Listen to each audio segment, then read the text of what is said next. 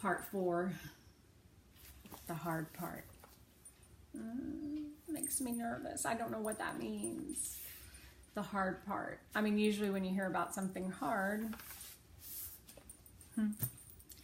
Chapter 35, the thing I have to do. When Uncle Weldon and I park on Head Road by the plank bridge over the stream and climb out of the truck with rain, my father, who is working in the yard, gets a look on his face that is most likely surprise. His eyes grow big at first. He doesn't say anything. Uncle Weldon takes my hand and we start across the bridge. Rain ahead of us. She picks her way slowly because she isn't used to balancing on the planks. When she reaches our yard, she catches sight of my father standing among lots of tools and boards. She gives a little wag of her tail. Finally, my father speaks and he says, "Well, I'll be." I'm not sure what that means. I say, "We found rain." "Yes, I see that." "Do you feel happy?" I ask my father. He kneels down as Rain trots closer to him. "I'm just surprised, that's all. I can't believe you found her." So I was right about feeling surprised? I had a plan, I remind him. It was a good plan. "I guess so," says my father, who is patting Rain. "Except," says Uncle Weldon from behind me, "there's an issue." My father looks up sharply, and then he gets to his feet. "An issue?" Uncle Weldon explains about the Hendersons and the microchip. I look closely at my father when Uncle Weldon says, "Microchip." My father is frowning. "Rain had identification after all," I point out. Now my father looks sharply at me. "What are you saying?" I think for a moment. "I said that Rain had identification after all." My father shakes his head. "Look, you got your dog back, Rose. Just let it be."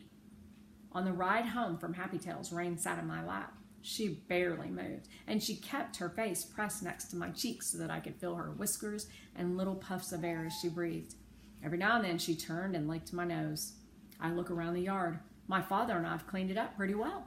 My father's working on the permanent bridge, and as long as we have the temporary one, we aren't stranded on our property anymore. Our power and phones are back, and school has started again. Most important of all, Rain is at home. I know I should feel happiness. If Parvani's mother somehow got all her artwork back safe and sound, she would feel happiness. But I don't feel happiness. Instead, I feel that something is wrong. I thank Uncle Weldon for helping me, and Rain and I go into the house. Rain sniffs at everything on the way. Twigs, logs, weeds, the porch steps, the couch on the porch. Then she sniffs her way through the house and into my room where she jumps on the bed and looks at me. I sit next to her and wrap my arms around her neck. And then, because something still feels wrong, I start to cry. I cry into Rain's fur, and she sits there patiently, occasionally turning to lick my cheeks until I get a Kleenex and blow my nose and make the tears stop. I know what is wrong. It's what my father said a few minutes ago. "You got your dog back, Rose." Your dog back. Your dog back, Rose. But Rain isn't my dog. Rain is the Hendersons' dog. She belongs to them, or she used to, and they cared enough about her to have her microchipped. I don't know how she got separated from them, but she did, and they probably want her back, especially now, especially if they've lost their home in the storm and are feeling very, very sad. I know what I have to do. I don't want to do it, but rules are rules, and I must follow them. Somewhere, a family named Henderson is missing Rain. If they miss her as much as I missed her when she was lost, then they want her badly, and she belongs to them. I don't know when the shelter will start their search for the Hendersons, but I need to start mine now. I have to find the Hendersons, and I have to give Rain back.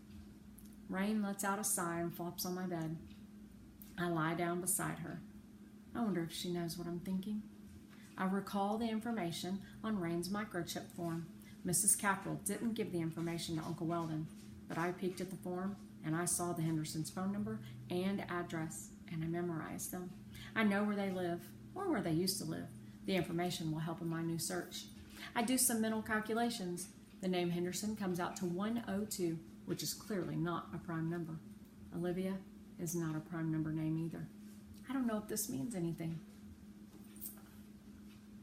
We know that one of Rose's things is rules, and she feels like keeping Rain breaks the rules, and so she wants to give her back. I'm curious what you think about this.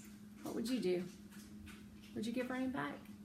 Would you try and find her owners? Would you consider, hey, it's been a year, I can keep her now?